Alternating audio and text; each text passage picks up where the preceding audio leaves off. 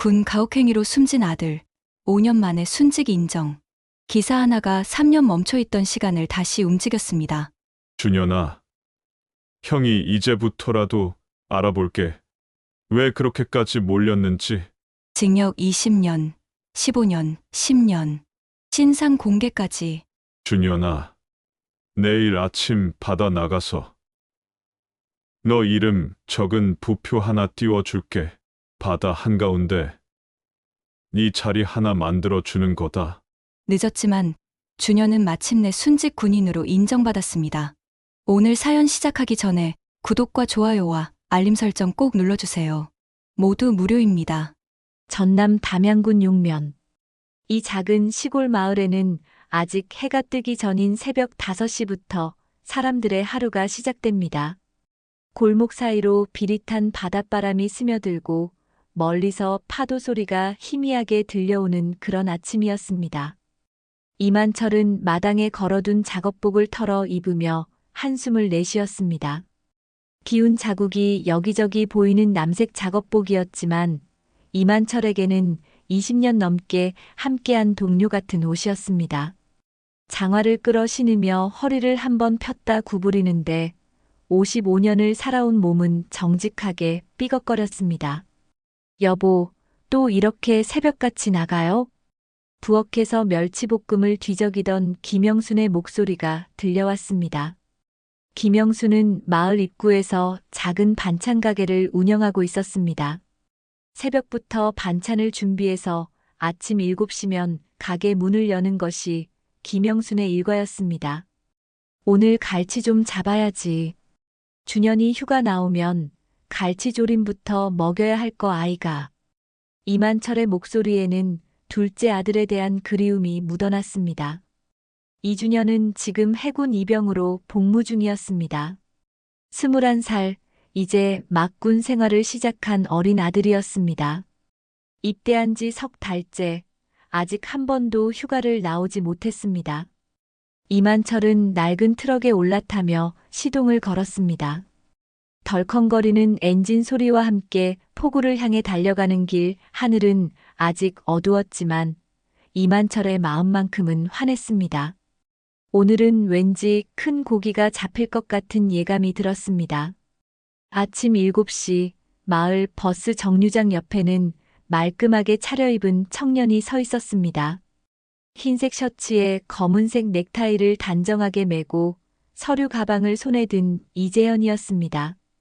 큰아들 이재현은 25살 육군 병장으로 만기 전역한 후 면사무소에서 일하는 구급 공무원이었습니다. 야, 도시락 안 가져가고 뭐하냐? 멀리서 김영순이 비닐봉지를 들고 헉헉거리며 달려왔습니다. 아침부터 반찬 준비하느라 바빴을 텐데 아들 도시락까지 챙기는 김영순의 이마에는 땀방울이 송글송글 맺혀 있었습니다. 엄마, 회사 구내식당 있어. 거기서 먹으면 되는데. 그래도 네 아빠가 새벽에 잡아온 멸치로 볶은 거요. 이거 안 가져가면 누가 먹냐? 엄마 반찬이 제일 맛있다는 거 니도 알잖냐? 김영수는 반찬 가게를 하면서도 아들들 반찬만큼은 따로 챙겨주고 싶었습니다.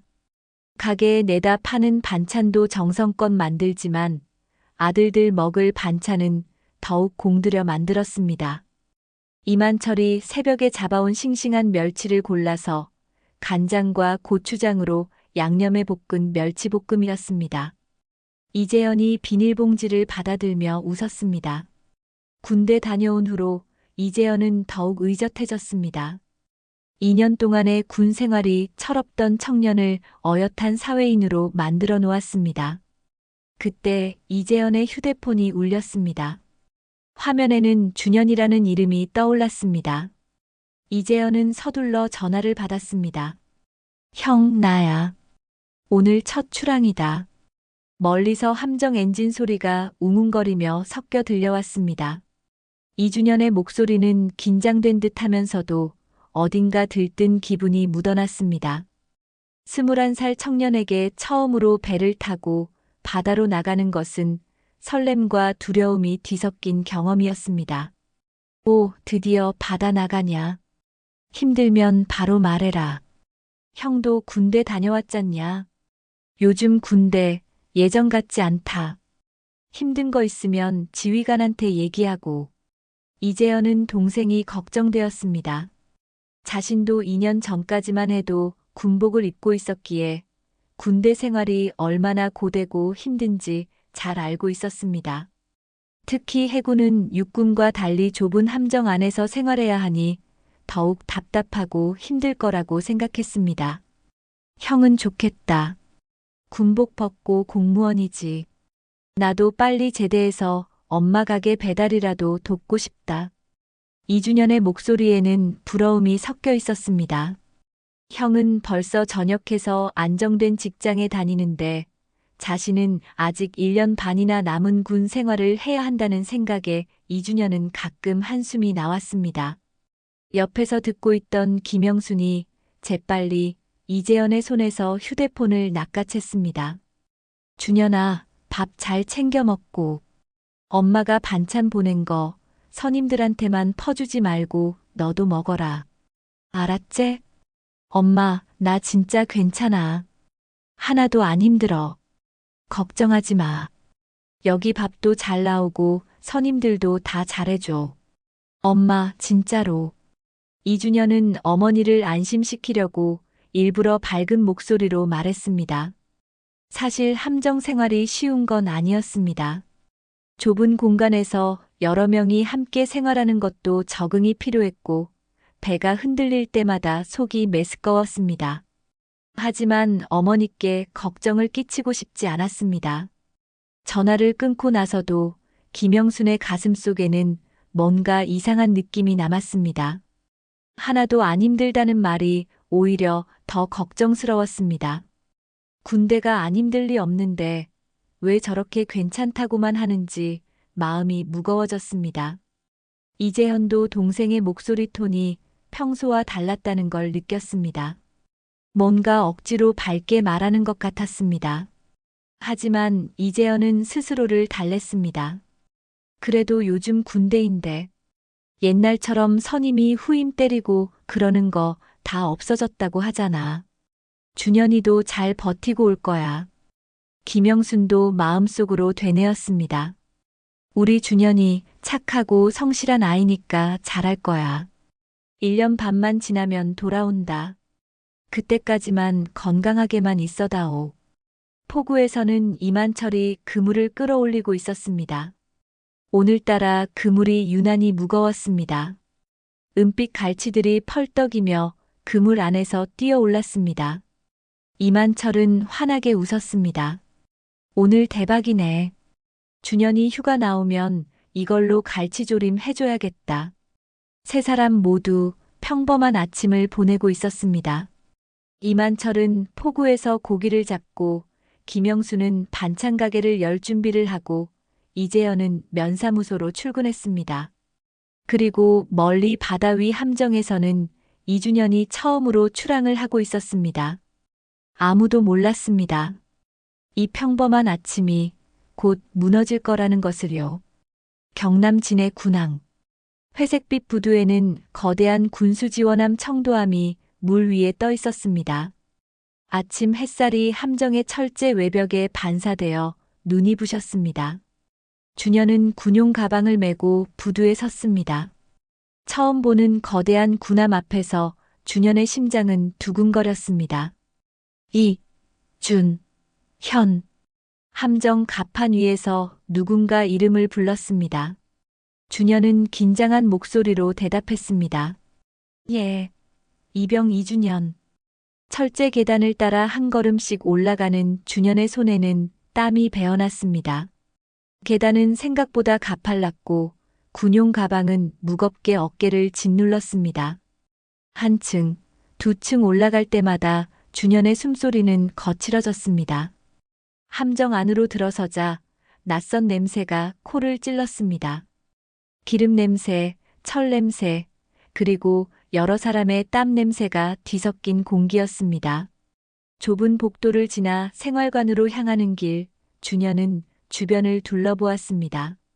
파이프들이 복잡하게 얽혀 있고 벽면에는 각종 계기판과 밸브들이 달려 있었습니다. 생활관 앞에는 선임들이 서 있었습니다. 가장 앞에 선 사람은 계급장을 보니 병장이었습니다. 키가 크고 체격이 좋은 그 병장은 팔짱을 낀 채 신병들을 내려다보고 있었습니다. 분대장 지상문 병장이다. 니들 생활, 근무, 작업 전부 내 밑에서 굴러간다. 지상문의 목소리는 낮고 무거웠습니다. 준현은 등줄기가 서늘해지는 느낌을 받았습니다.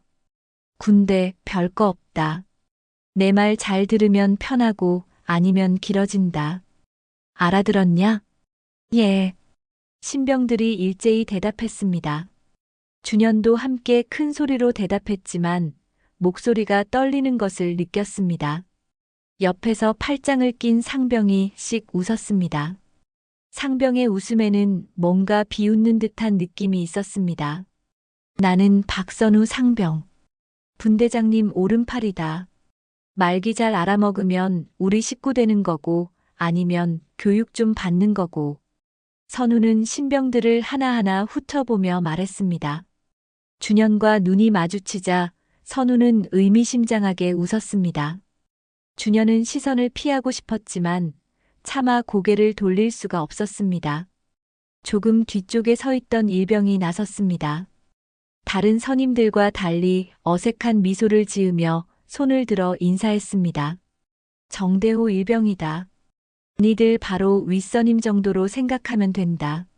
뭐 모르는 거 있으면 물어봐. 대호의 목소리는 상대적으로 부드러웠습니다. 준현은 대호를 보며 조금 안도감을 느꼈습니다. 적어도 한 명은 친절해 보이는 선임이 있다는 것이 다행이었습니다. 자, 짐 풀고 정리해라. 30분 뒤에 저녁 점호 있다. 지상문의 말에 신병들은 재빨리 움직였습니다. 준현은 배정받은 철제 침상으로 가서 가방을 내려놓았습니다. 침상은 생각보다 좁았습니다. 3층 침대 구조로 되어 있었고 준현은 중간층을 배정받았습니다. 짐을 정리하며 준현은 주변을 살펴봤습니다. 생활관은 생각보다 훨씬 비좁았습니다. 여러 명이 함께 생활하는 공간치고는 개인 공간이 거의 없었습니다. 침상 옆 작은 사물함이 전부였습니다. 저녁 점호 시간이 되었습니다. 신병들은 생활관 앞 복도에 일렬로 섰습니다. 지상문이 신병들 앞을 천천히 걸으며 하나씩 물었습니다. 김동현 이병, 집 어디냐? 서울 강남구입니다. 오, 강남 부자네. 부모님은 뭐 하시냐? 아버지는 회사 다니시고 어머니는 전업주부십니다. 지상문이 고개를 끄덕였습니다. 다음 신병에게로 넘어갔습니다. 최민수 이병, 집 어디냐? 부산 해운대구입니다. 하나씩 질문을 받는 동안 준현은 긴장했습니다. 곧 자신의 차례가 올 것 같았습니다. 준현은 미리 대답을 머릿속으로 정리했습니다. 이준현 이병, 집 어디냐? 드디어 준현의 차례가 왔습니다. 준현은 똑바로 서서 크게 대답했습니다. 전남 담양군 용면입니다. 아버지 55살 어부, 어머니 55살 반찬 가게 운영, 형 25살 공무원입니다. 지상문이 피식 웃었습니다. 그 웃음은 분명 비웃음이었습니다. 어부집 막내면 여기서 고생 좀 해봐야겠네. 세상은 공짜 없다. 알았제? 예. 준현은 대답했지만 가슴속에서 뭔가 불편한 감정이 올라왔습니다. 왜 아버지가 어부라는 이유로 고생을 해야 한다는 건지 이해할 수 없었습니다. 하지만 준현은 참았습니다. 군대에서는 참는 게 상책이라고 형한테 들었습니다. 옆에서 선우가 덧붙였습니다.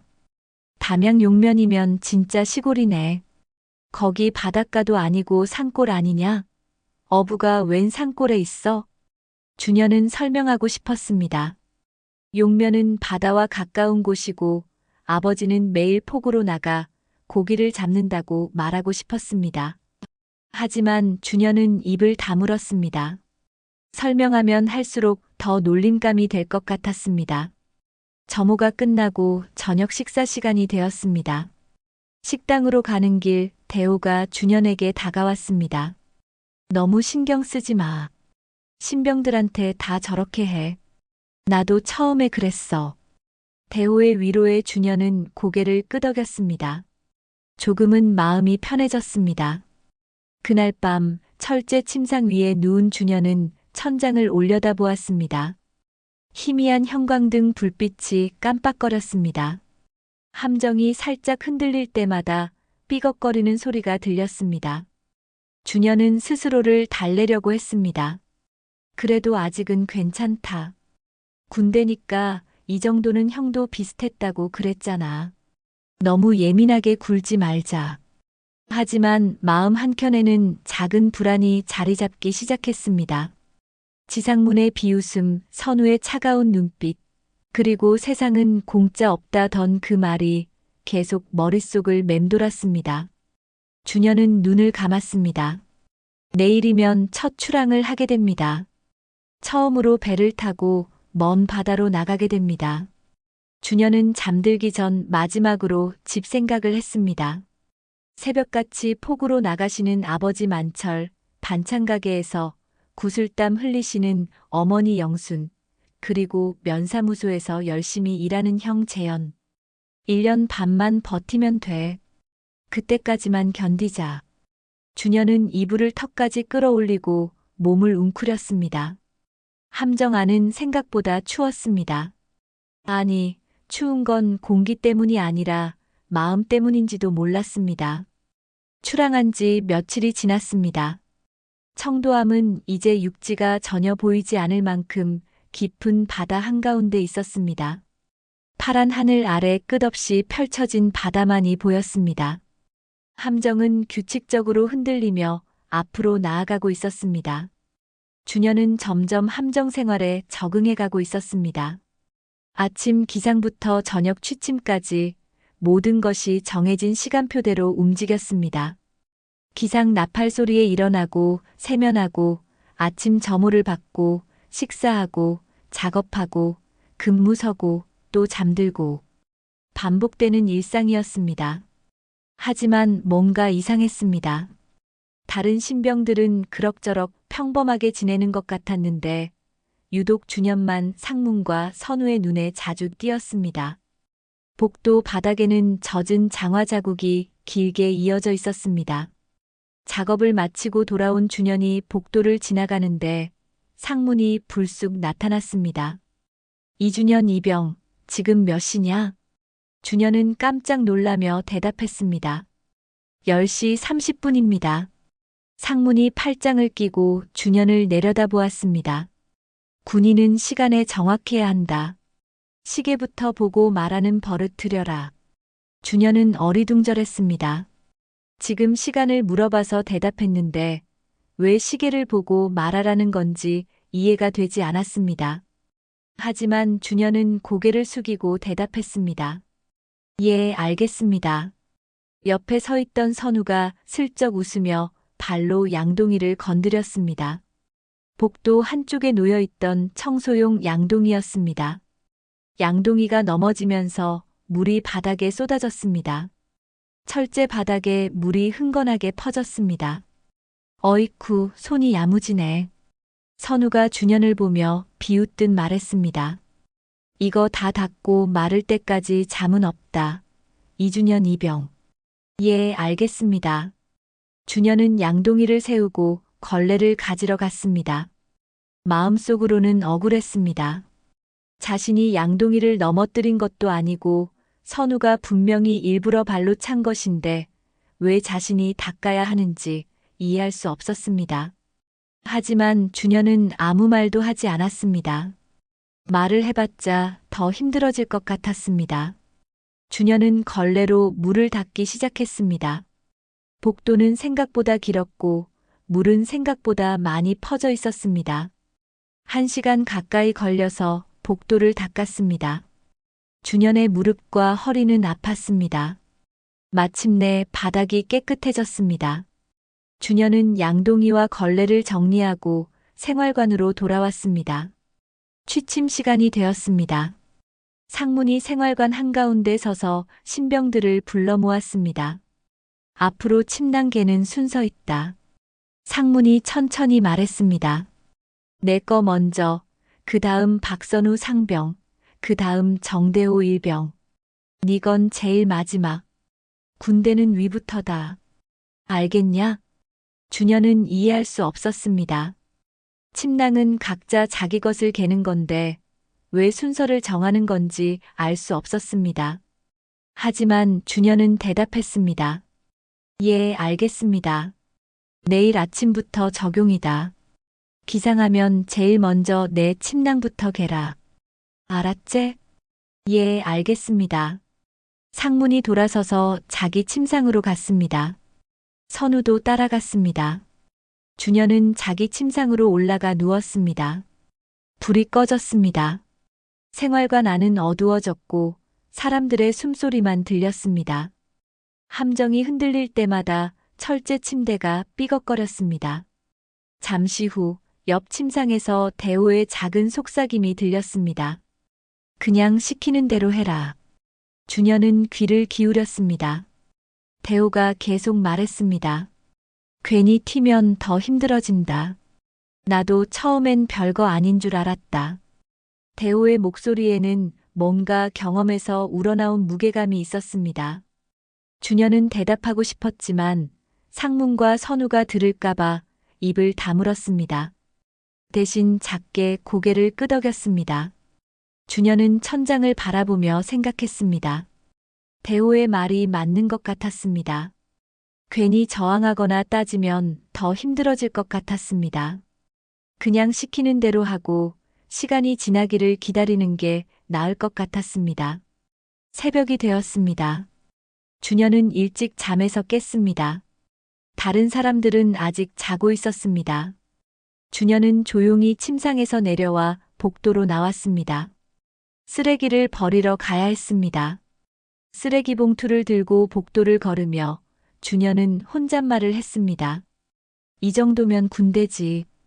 준현은 스스로를 달래려고 했습니다.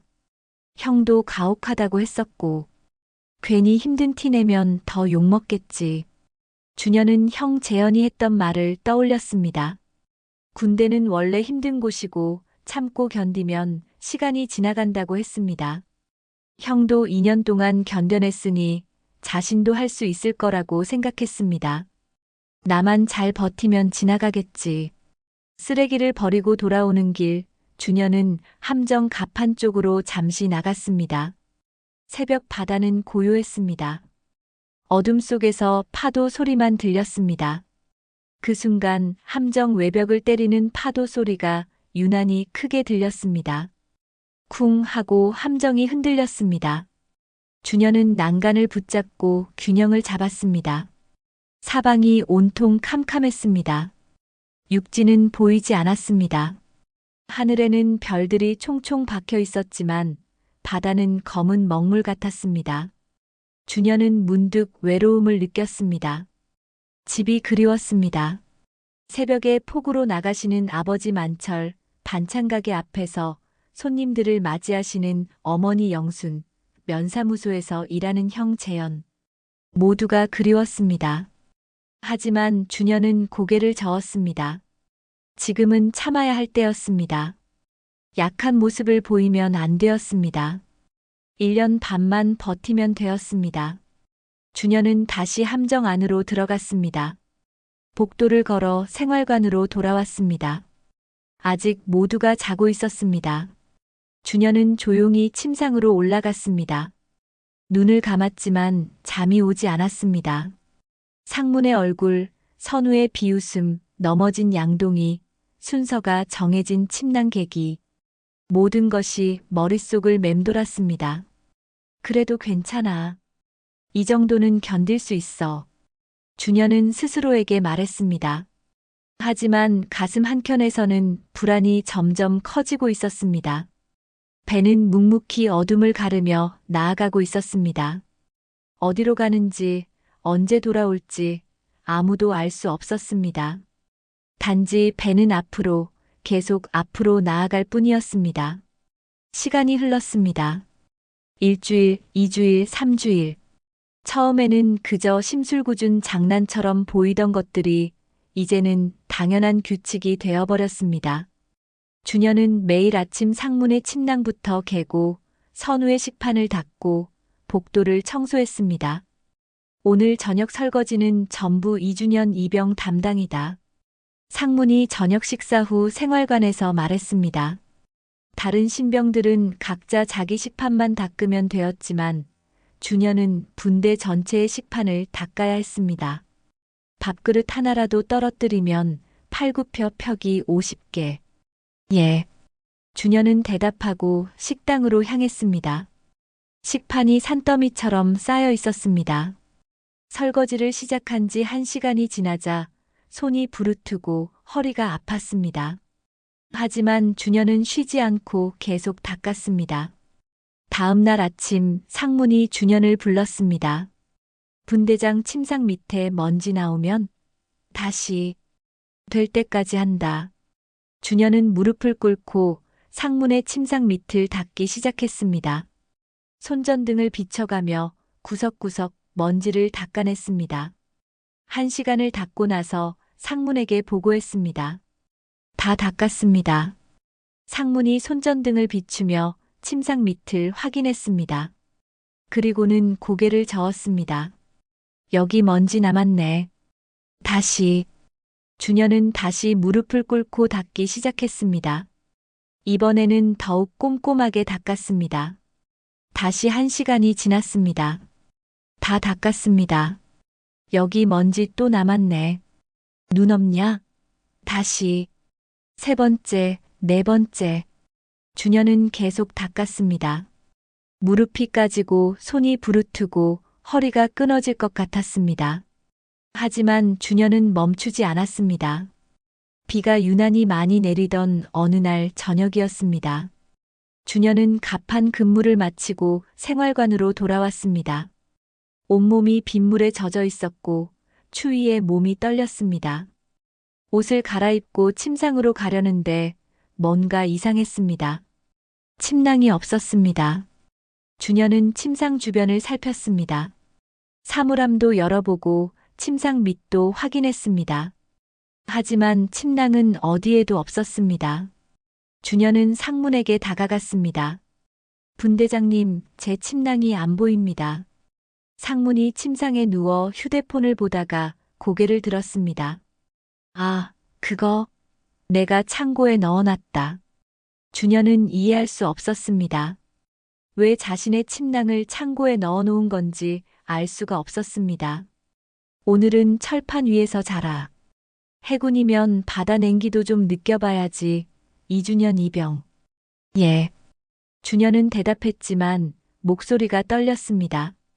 밖에서는 비가 억수같이 쏟아지고 있었고 함정 안은 냉기가 감돌았습니다. 침낭 없이 철판 위에서 잔다는 것은 상상만 해도 끔찍했습니다. 주녀는 침상으로 돌아갔습니다. 철제 침대 위에는 얇은 매트만 깔려 있었습니다. 주녀는 그 위에 누웠습니다. 철판의 냉기가 등을 파고들었습니다. 조용히 지켜보던 대호가 망설이다가 나섰습니다. 대호는 상문에게 다가가 조심스럽게 말했습니다. 분대장님, 요즘은 이런 거 나중에 문제될 수도 있지 않습니까? 상문의 시선이 싸늘하게 돌아왔습니다. 대호를 올려다보는 상문의 눈빛은 차가웠습니다. 정일병, 네가 그렇게 사람 좋게 구니까 군기가 흐려지는 거야. 대호는 할 말을 잃었습니다. 상문이 침상에서 일어나 대호 앞에 섰습니다. 교육은 네가 맡아서 해. 창고 문 단단히 잠그고. 예. 대호는 깜짝 놀라며 되물었습니다. 2주년 이병 데리고 창고로 가. 오늘 밤 거기서 보내게 하고 네가 문 잠그고 있어. 분대장님 그건. 이거 명령이다. 정대호 일병. 알아들었냐? 예. 알겠습니다. 대호는 어쩔 수 없이 고개를 숙였습니다. 그리고 주년에게 다가갔습니다. 2주년 이병, 나 따라와. 주년은 일어나 대호를 따라갔습니다. 복도를 지나 계단을 내려가 창고 앞에 섰습니다. 대호가 창고 문을 열었습니다. 들어가. 준현은 창고 안으로 들어갔습니다. 창고는 좁고 어두웠습니다. 각종 장비와 공구들이 쌓여 있었습니다. 대호가 문을 닫으려고 하다가 멈췄습니다. 창고 앞 희미한 비상등 아래 대호는 문 손잡이를 잡았다가 놓았다 하며 망설였습니다. 이건 좀 심하다. 대호의 마음속에서 양심이 속삭였습니다. 준현은 아무 잘못도 하지 않았습니다. 단지 어부의 아들이라는 이유만으로, 시골 출신이라는 이유만으로 이렇게 당하고 있었습니다. 그래도 나까지 나섰다가 찍히면 나도 표적된다. 대호는 고민했습니다. 자신이 준현을 도와주면 다음 표적은 자신이 될 것이었습니다. 상문과 선우의 성격을 잘 아는 대호는 그것이 두려웠습니다. 나도 여기서 제대해야 하는데. 대호에게도 가족이 있었습니다. 집에서 기다리는 부모님, 여자친구, 그리고 앞으로의 미래가 있었습니다. 몇 달만 참으면 전역할 수 있었습니다. 이제 와서 문제를 일으킬 수는 없었습니다. 결국 대호는 문을 잠갔습니다. 쿵 하는 소리와 함께 자물쇠가 채워졌습니다. 대호는 문 앞에 서서 한동안 움직이지 못했습니다. 창고 안에서는 준현의 작은 한숨소리가 들렸습니다. 대호는 그 소리를 들으며 발걸음을 돌렸습니다. 복도를 걸어 생활관으로 돌아가는 내내 대호의 발걸음은 무거웠습니다. 생활관에 돌아온 대호는 자기 침상으로 올라갔습니다. 불을 끄고 누웠지만 잠이 오지 않았습니다. 이불을 뒤집어 쓴 채 대호는 중얼거렸습니다. 미안하다, 이준현 이병. 대호의 목소리는 떨렸습니다. 나도 사는 게 먼저였다고 변명밖에 안 되지만. 대호는 눈을 감았습니다. 하지만 눈을 감아도 준현의 얼굴이 떠올랐습니다. 창고 안에서 혼자 추운 밤을 보내고 있을 준현의 모습이 계속 머릿속에 맴돌았습니다. 생활관은 조용했습니다. 사람들의 고른 숨소리만 들렸습니다. 하지만 그 안의 공기는 이미 한 번 틀어져 있었습니다. 아무도 말하지 않았지만 모두가 알고 있었습니다. 이곳에서는 약자가 희생되고 강자가 살아남는다는 것을요. 창고 안에서 준현은 무릎을 안고 앉아 있었습니다. 어둠 속에서 준현은 집을 생각했습니다. 따뜻한 아랫목, 어머니가 해주시던 갈치조림, 아버지의 거친 손, 형의 다정한 목소리. 모든 것이 그리웠습니다. 밖에서는 비가 계속 내렸습니다. 빗방울이 함정 외벽을 때리는 소리가 창고 안까지 들려왔습니다. 준현은 이불도 없이 추위에 떨며 밤을 보냈습니다. 어느 흐린 날 아침이었습니다. 회색빛 구름이 하늘을 덮고 있었고 바다는 잔잔했습니다. 청도함은 평소와 다름없이 항해를 계속하고 있었습니다. 새벽 5시 기상 나팔이 울렸습니다. 승조원들이 하나둘 일어나 세면을 하고 아침 점호를 준비했습니다. 하지만 뭔가 이상했습니다. 평소 같으면 이미 일어나서 상문의 침낭을 개고 있어야 할 준현이 보이지 않았습니다. 이준현 이병 어디 갔냐? 상문이 주변을 둘러보며 물었습니다. 하지만 아무도 대답하지 못했습니다. 그때 함안에 비상방송이 울렸습니다. 전 승조원 비상집합. 반복한다. 전 승조원 비상집합. 긴급한 목소리였습니다. 승조원들은 급히 복도로 뛰어나갔습니다. 무슨 일인지 알 수 없었지만 비상방송이라는 것은 심각한 상황이라는 뜻이었습니다. 조타실 근처 계단 아래 사람들이 모여 있었습니다. 그 사이로 누군가 쓰러져 있는 모습이 보였습니다. 대호가 가까이 다가가 보니 바로 준현이었습니다. 준현은 바닥에 쓰러져 있었습니다. 목 근처에는 허술해진 끈 조각이 나뒹굴고 있었습니다. 얼굴은 이미 창백했습니다. 입술은 파랗게 변해 있었고 눈은 감겨 있었습니다. 심폐소생술 시작해. 생활을 총괄하던 부사관 오진국 중사가 외쳤습니다. 진국은 29살로 함정 내 생활 전반을 관리하는 책임자였습니다. 하지만 가장 먼저 달려가 준현을 부둥켜 안은 사람은 대호였습니다. 대호는 준현을 흔들며 소리쳤습니다. 이준현 이병, 야, 눈 좀 떠봐라. 대호의 목소리는 떨렸습니다. 손은 무의식적으로 준현의 어깨를 흔들었습니다. 장난치지 마라, 제발. 하지만 준현은 아무런 반응이 없었습니다. 대호는 준현의 손목을 잡고 맥박을 확인했습니다. 아무것도 느껴지지 않았습니다. 대호는 준현의 가슴에 귀를 대보았습니다. 심장 소리도 들리지 않았습니다. 안 돼, 이러면 안 돼. 대호는 울먹이며 말했습니다. 진국이 다가와 준현의 상태를 확인했습니다. 그리고는 천천히 고개를 저었습니다. 이미 늦었다는 신호였습니다. 생활관에서 이 소식을 들은 상문과 선우는 얼굴이 하얗게 질렸습니다. 두 사람은 서로를 바라보았지만 아무 말도 하지 못했습니다. 그날 오후 진해 근처 작은 회의실. 함장 최도경 중령과 오진국 중사, 그리고 몇몇 간부들이 모여 앉았습니다. 도경은 48살로 청도함의 최고 책임자였습니다. 회의실 안은 무거운 침묵이 흘렀습니다. 도경이 서류를 보며 천천히 입을 열었습니다. 보고서는 이렇게 갑시다. 도경의 목소리는 차분했습니다. 개인적인 심리 문제로 인한 극단적 선택, 선임과의 갈등, 가혹행위 정황은 없음, 생활기록 특이사항 없음으로. 진국이 입술을 깨물었습니다. 진국은 준현이 창고에 갇혔던 것을 알고 있었습니다. 침낭을 빼앗겼던 것도, 매일 부당한 일을 당했던 것도 알고 있었습니다. 그래도 나중에 문제가 될 수도. 진국이 조심스럽게 말을 꺼냈습니다. 하지만 도경이 손을 들어 진국의 말을 막았습니다. 오 중사, 괜히 키우면 우리 다 같이 피 본다. 도경이 진국을 똑바로 바라보며 말했습니다. 다들 가정 있고 진급해야 하지 않냐? 조용히 넘어가는 게 서로를 위한 거다. 진국은 아무 말도 할 수 없었습니다. 도경의 말이 맞았습니다. 이 일이 크게 번지면 함정 전체가 조사를 받게 될 것이고 모두가 책임을 지게 될 것이었습니다. 알겠습니다. 진국은 고개를 숙였습니다. 회의실을 나서는 진국의 발걸음은 무거웠습니다. 한편 전남 담양군 용면. 면사무소에서 근무하던 재현은 책상에 앉아 서류를 정리하고 있었습니다. 평범한 오후였습니다.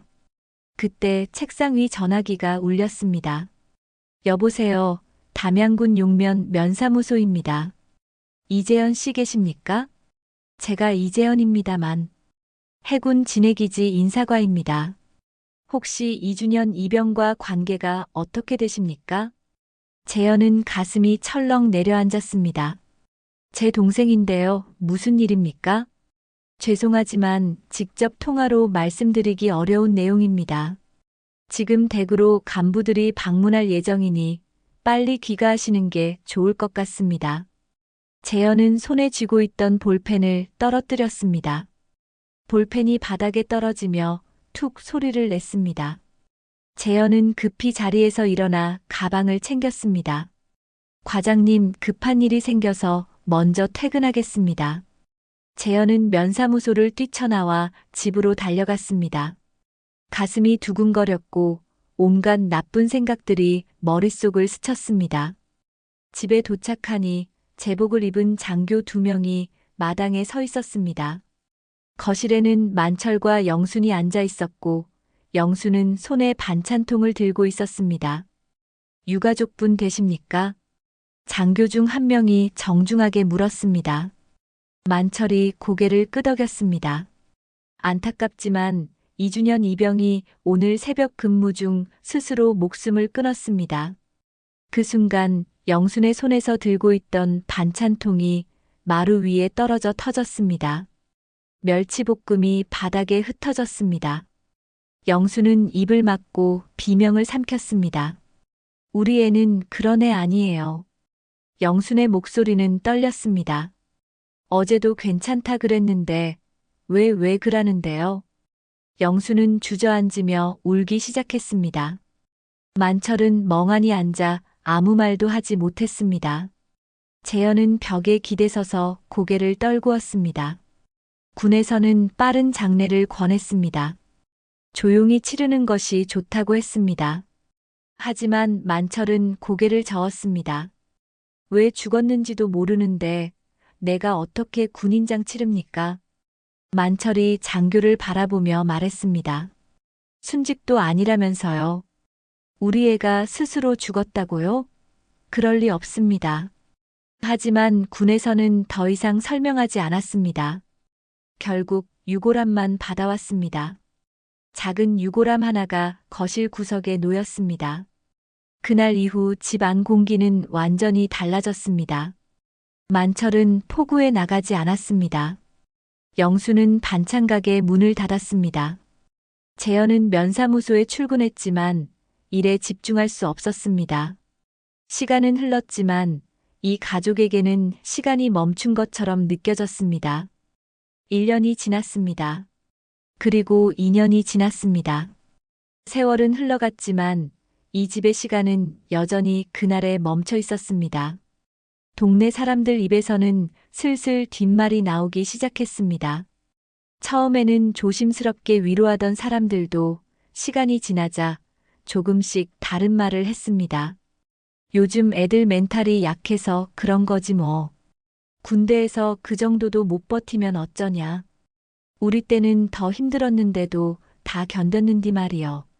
반찬 가게를 간신히 다시 연 영수는 그런 말들을 들을 때마다 가슴이 무너져 내렸습니다. 손님들이 수군거리는 소리가 들릴 때면 영수는 아무렇지 않은 척 웃으며 반찬을 포장해 주었습니다. 하지만 손님들이 돌아서면 영수는 가게 문을 일찍 닫고 집으로 돌아왔습니다. 집에 돌아온 영수는 거실 구석에 놓인 유골함 앞에 앉았습니다. 작은 유골함 옆에는 준현의 사진이 놓여 있었습니다. 군복을 입고 환하게 웃고 있는 준현의 모습이었습니다. 우리 준현이는 그런 애 아니었는데. 영순의 목소리는 떨렸습니다. 엄마가 뭘 잘못한 거냐? 엄마가 너를 제대로 못 키운 거냐? 영수는 유골함을 안고 소리 없이 울었습니다. 3년이 지났지만 영순의 눈물은 마르지 않았습니다. 만철은 포구에 나가는 횟수가 점점 줄었습니다. 배를 타고 바다로 나가면 자꾸 준현이 생각났습니다. 준현이 바다 위 함정에서 어떤 생활을 했을지, 얼마나 힘들었을지 생각하면 그물을 끌어올릴 힘도 나지 않았습니다. 밤이면 만철은 혼자 막걸리를 마셨습니다. 취기가 오르면 중얼거렸습니다.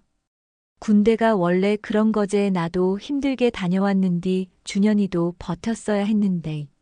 하지만 만철 자신도 그 말을 믿지 못했습니다.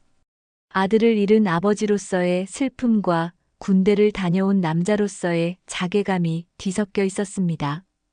재현은 면사무소에 출근했지만 일에 집중할 수 없었습니다. 민원인들이 가져오는 서류 중에 사망신고서가 있을 때면 재현은 숨이 턱 막혔습니다. 사망신고라는 글자만 봐도 준현의 얼굴이 떠올랐습니다. 어느 밤 재현은 참다 못해 아버지 만철에게 소리를 질렀습니다. 아빠는 왜 자꾸 군대 원래 그렇다고만 해요. 재현의 목소리는 떨렸습니다. 동생이 약해서 그런 것처럼 말하지 말라고요. 준현이는 약한 애가 아니었어요. 만철은 막걸리 잔을 내려놓고 말없이 한숨만 쉬었습니다. 한참을 침묵하던 만철이 입을 열었습니다. 나도 아직 믿기 싫다. 만철의 목소리는 잠겨 있었습니다. 그래서 말을 못하겠다. 군대에서 버티고 온 내가 더 미안해서. 만철은 고개를 떨구었습니다. 자신도 군대를 다녀왔지만 아들을 지키지 못했다는 죄책감에 만철은 짓눌려 있었습니다. 그 무렵 재현의 동료가 메시지를 보내왔습니다. 기사 링크였습니다. 재현은 휴대폰을 열어 기사를 읽기 시작했습니다. 군 가혹행위로 숨진 아들, 5년 만에 순직 인정. 기사는 한 유가족이 5년 동안 싸워서 결국 진실을 밝혀낸 이야기였습니다. 처음에는 개인적인 선택으로 처리되었지만 유가족이 포기하지 않고 진실을 파헤쳐 결국 가혹행위 사실을 밝혀냈다는 내용이었습니다. 재현은 기사를 끝까지 읽으며 손이 떨렸습니다. 가슴속에서 뭔가 뜨거운 것이 치솟았습니다. 준현이도 혹시, 재현은 생각했습니다. 준현이도 혹시 이런 상황이었던 건 아닐까?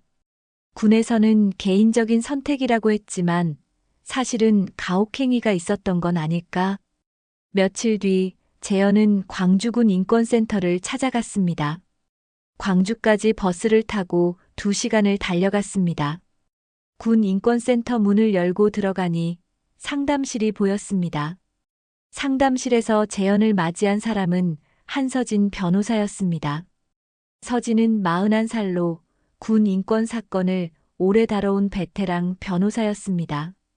준현 씨 사건 자료를 미리 받아서 봤습니다. 서진이 책상 위에 놓인 서류를 넘기며 말했습니다. 보고서를 봤는데요. 너무 깔끔해요. 서진의 목소리는 차분했지만 그 안에는 확신이 담겨 있었습니다. 상담 기록도 갈등 기록도 징계도 없어요. 보통은 누가 정리를 했다는 뜻이죠. 재현은 숨을 죽이고 서진의 말을 들었습니다. 서진이 서류를 한 장 한 장 넘기다가 멈췄습니다. 그리고 한 페이지를 가리켰습니다. 여기 당시 청도암 생활관 소속 정대호 일병. 사건 직후 바로 전역했습니다. 재현은 그 이름을 처음 들었습니다. 준현이 전화할 때 한 번도 그 이름을 언급한 적이 없었습니다. 이런 경우 알고 있는데 말을 못하고 있거나 죄책감에 숨어 있거나 둘 중 하나예요. 서진이 재현을 바라보며 말했습니다. 이 사람을 찾아야 합니다. 진실을 알고 있을 가능성이 높습니다. 재현은 고개를 끄덕였습니다. 희망이 보였습니다. 3년 동안 아무것도 할 수 없었지만 이제 뭔가 할 수 있을 것 같았습니다. 그날 밤 재현은 집으로 돌아와 유골함 앞에 앉았습니다. 준현의 사진을 바라보며 재현은 조용히 말했습니다. 준현아, 형이 이제부터라도 알아볼게. 재현의 목소리는 떨렸지만 단호했습니다. 왜 그렇게까지 몰렸는지. 형이 군대 다녀왔다고 내 말 대충 듣던 거 미안하다. 재현은 준현의 사진을 어루만졌습니다. 이제부터라도 진실을 밝혀내겠다고 다짐했습니다. 멀리 부산의 작은 원룸. 대호는 침대에 누워 잠을 이루지 못하고 있었습니다. 전역한 지 3년이 지났지만 대호는 여전히 그날 밤을 잊을 수 없었습니다. 낡은 텔레비전에서는 트로트가 흘러나왔습니다. 책상 위에는 편의점에서 산 막걸리 한 병이 거의 비어 있었습니다. 대호는 천장을 바라보며 중얼거렸습니다. 3년만 가만히 있으면 다 잊힐 줄 알았다. 하지만 잊히지 않았습니다. 매일 밤 꿈에 준현이 나타났습니다. 창고 문을 잠그던 그날 밤이 계속 반복되었습니다. 근데 왜 맨날 꿈에 나오냐? 이준현 이병. 대호는 눈을 감았습니다. 하지만 눈을 감아도 준현의 얼굴이 보였습니다. 3년이 지났지만 죄책감은 전혀 사라지지 않았습니다. 대호는 술잔을 들어 마지막 남은 막걸리를 들이켰습니다. 그리고 다시 침대에 누웠습니다. 밤은 깊어가고 있었습니다. 3년째 봄이 왔습니다.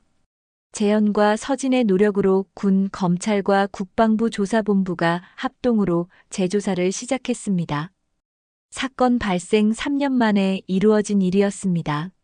진해 해군기지 내 작은 회의실.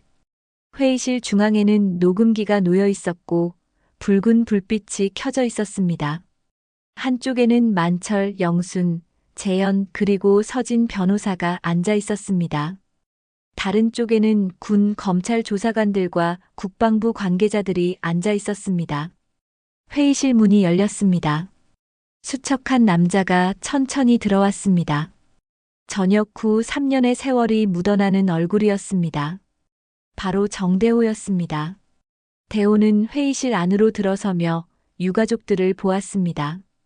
만철과 영순의 눈빛을 마주치자 대호는 고개를 숙였습니다. 조사관이 대호를 의자에 앉히고 질문을 시작했습니다. 당시 계급과 보직을 말씀해 주세요. 대호는 떨리는 목소리로 대답했습니다. 청도암 생활관 소속 정대호 일병이었습니다. 사건 당시 이준현 이병과 같은 생활관에서 지냈습니까? 예, 맞습니다. 조사관이 서류를 넘기며 다음 질문을 했습니다. 이준현 이병은 어떤 병사였습니까? 대호는 잠시 침묵했습니다. 준현의 얼굴이 떠올랐습니다.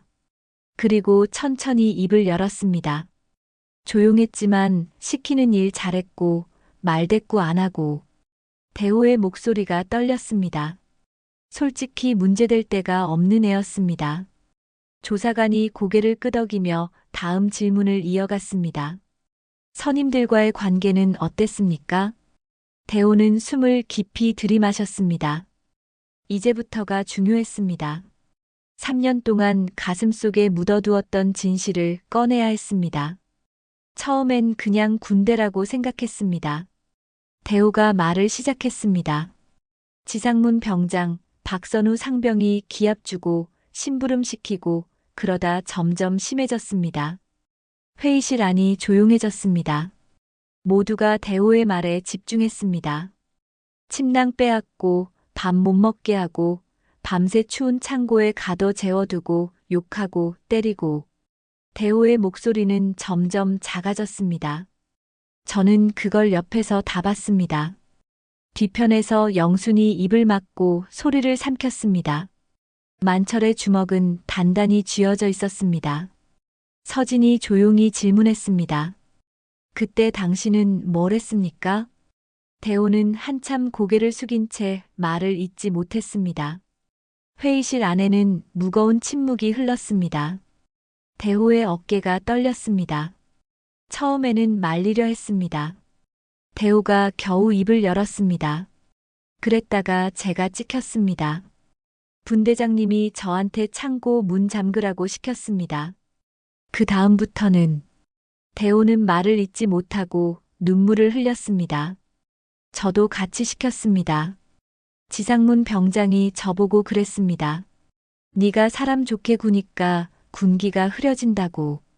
뒤편에서 만철의 손이 부들부들 떨리기 시작했습니다. 재현이 아버지의 손을 잡았습니다. 조사관이 계속 질문했습니다. 사망 당일 상황을 말해주세요.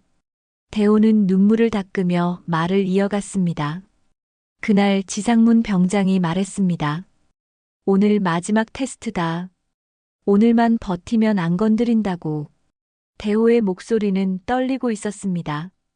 좁은 창고에서 한참 서 있게 하고 소리 지르고 물 뿌리고 저는 문 앞에서 지키고 있었습니다. 회의실 안 공기가 무거워졌습니다. 끝나고 나오던 이준현 이병이 저를 보면서 말했습니다. 대호는 울먹이며 계속 말했습니다. 정일병님, 한 번만 말 좀 해주세요. 너무 힘듭니다. 영순이 소리내어 울기 시작했습니다. 만철은 이를 악물고 있었습니다. 그때 제가. 대호는 고개를 떨구며 말했습니다. 조금만 버텨라. 나도 다 버텼다고 말했습니다. 그게 마지막이었습니다. 순간 만철이 벌떡 자리에서 일어났습니다. 의자가 뒤로 넘어갔습니다. 그 한마디가 우리 집 3년을 다 무너뜨린 거 아이가. 만철의 목소리는 떨렸습니다. 분노와 슬픔이 뒤섞여 있었습니다. 조사관들이 급히 만철을 진정시켰습니다. 서진이 만철의 어깨를 잡았습니다. 아버님, 오늘 이 사람이 한 말이 결국 우리 편 증거가 될 겁니다. 서진의 말에 만철은 다시 자리에 앉았습니다. 하지만 만철의 분노는 가라앉지 않았습니다. 대호의 증언이 끝나고 잠시 휴식 시간이 있었습니다. 대호는 회의실을 나서며 유가족들에게 고개를 숙였습니다. 정말 죄송합니다. 정말 죄송합니다. 대호는 계속 사과했지만 그 누구도 대답하지 않았습니다. 휴식이 끝나고 이번에는 오진국 중사가 참고인으로 들어왔습니다. 진국은 사건 당시 생활을 총괄하던 부사관이었습니다. 조사관이 질문했습니다. 당시 생활관에서 가혹행위가 있었다는 것을 알고 계셨습니까? 진국은 처음에 고개를 저었습니다. 몰랐습니다. 정말 몰랐습니까? 네, 들은 바 없습니다. 하지만 조사관이 CCTV 기록에 대해 질문하자 진국의 태도가 바뀌었습니다. 사건 당일 CCTV 영상이 삭제된 것을 알고 계십니까? 진국은 침묵했습니다. 오진국 중사, 질문에 답해 주십시오. 조사관이 다그쳤습니다. 진국은 한참을 망설이다가 입을 열었습니다. 함장님이. 진국의 목소리는 떨렸습니다. 오해 살 만한 영상은 미리 정리하라고 해서 제가 직접 지웠습니다. 회의실 안이 술렁였습니다. CCTV 삭제는 증거인멸에 해당했습니다. 신고나 상담 요청이 있었습니까? 없었습니다. 정말입니까? 조사관이 다시 물었습니다. 진국은 고개를 숙였습니다. 정대호 일병이 한 번 찾아왔습니다. 이준현 이병이 힘들어한다고 말했습니다. 하지만 저는 그냥 군대 생활이라고 생각했습니다. 진국은 결국 신고 묵인 사실까지 인정했습니다. 회의실 안 공기가 한껏 무거워졌습니다. 대호의 증언, 진국의 증거인멸 인정.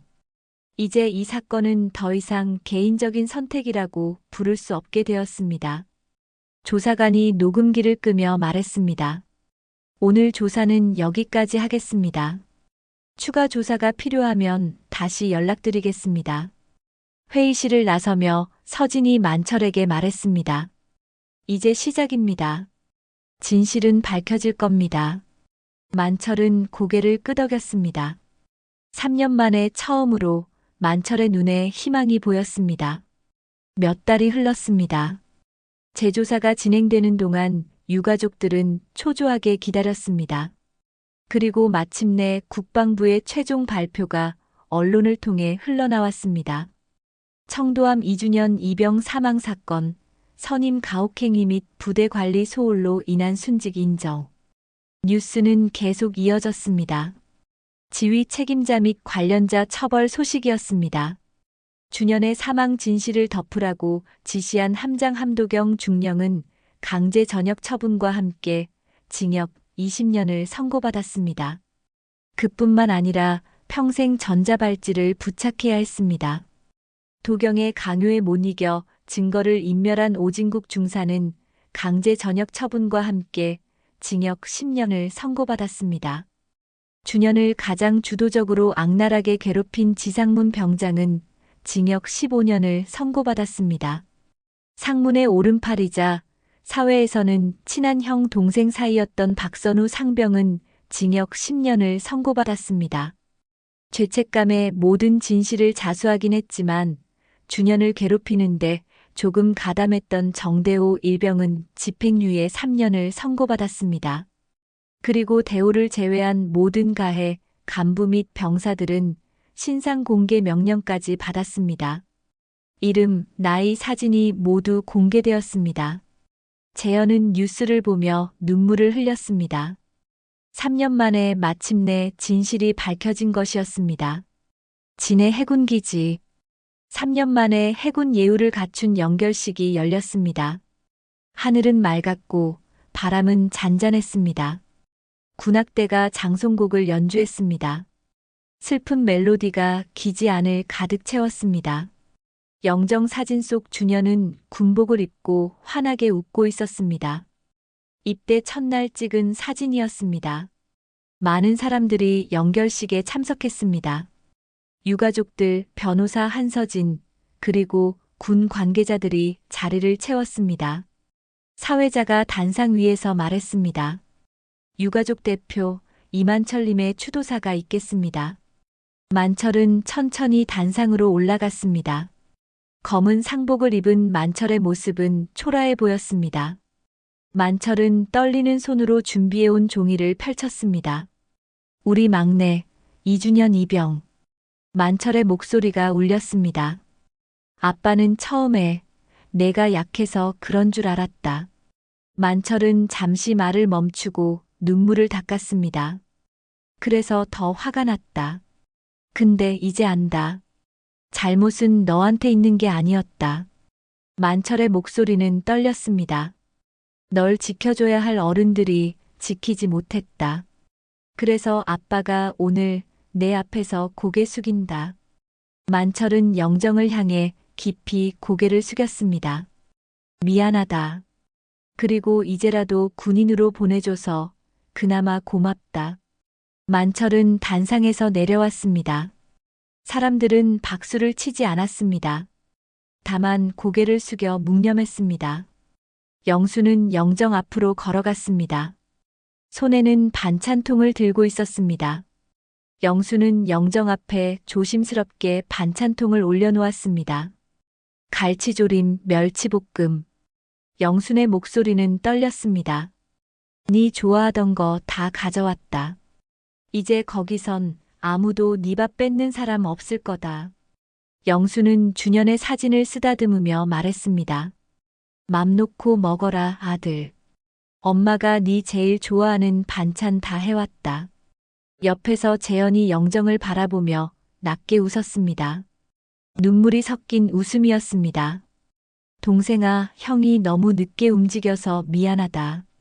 재현의 목소리는 단호했습니다. 그래도 형이 포기 안 해서 내 옆에 순직 2글자는 붙였다. 재현은 준현의 사진을 바라보며 다짐했습니다. 군대에서 이런 일 다시 안 일어나게 형이 네 얘기 계속하고 다닐게. 네 이름으로 법이 바뀌게 할 거야. 조용히 사람들 틈에 서 있던 대호는 영정을 바라보며 속으로 중얼거렸습니다. 이준현 이병. 대호의 가슴은 무거웠습니다. 이제는 내 후임이 아니라 평생 잊지 못할 전우다. 대호는 눈을 감았습니다. 그날 했던 조금만 버텨라는 말 평생 짊어지고 살겠다. 그리고 다시는 누구한테도 그런 말 안 할 거다. 대호는 영정 앞에 국화꽃을 놓고 깊이 고개를 숙였습니다. 마지막 군악대 연주가 끝났습니다. 전승조원이 동시에 경례를 올렸습니다. 수백 명의 해군 장병들이 일제히 손을 들어 준현에게 마지막 경례를 보냈습니다. 멀찍이 서 있던 오진국 중사도 고개를 깊이 숙인 채 떨리는 손으로 마지막 경례를 올렸습니다. 진국의 얼굴에는 후회가 가득했습니다. 연결식이 끝나고 사람들이 하나둘 자리를 떠났습니다.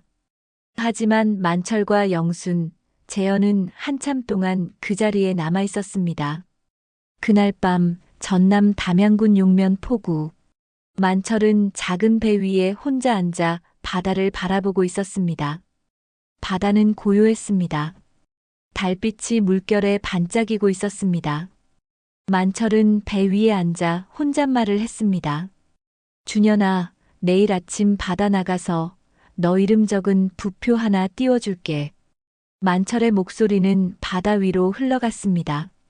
바다 한가운데 네 자리 하나 만들어주는 거다.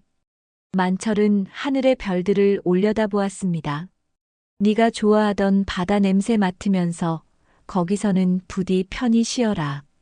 잔잔한 파도가 배 옆을 스쳤습니다. 바닷바람이 마을 쪽으로 부드럽게 불어왔습니다. 비릿한 바다 냄새가 코끝을 스쳤습니다. 만철은 배에서 내려 집으로 돌아갔습니다. 거실에는 영순과 재현이 앉아 있었습니다.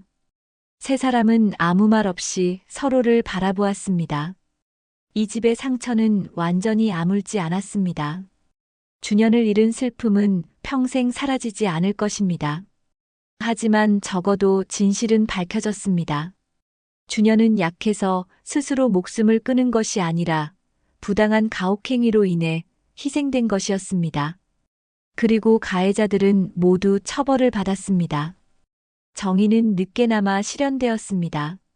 그날 이후 이들의 시간은 다시 아주 천천히 앞으로 움직이기 시작했습니다. 만철은 다시 폭우로 나가기 시작했습니다. 영수는 반찬가게 문을 열었습니다. 재현은 준현의 이름으로 군 인권 보호 법안을 추진하기 시작했습니다. 준현은 더 이상 이 세상에 없지만 준현의 이름은 남았습니다. 그리고 준현으로 인해 바뀐 세상이 남았습니다. 바다 위 어딘가에는 준현의 이름이 적힌 부표가 떠다니고 있을 것입니다. 파도에 흔들리며 바람에 실려 조용히 바다를 떠다니고 있을 것입니다. 그것이 준현의 자리였습니다. 바다 위에 생긴 작은 자리. 하지만 그 자리는 영원히 기억될 것입니다. 오늘 사연 마음에 드셨다면 구독과 좋아요와 알림 설정 꼭 눌러주세요. 모두 무료입니다.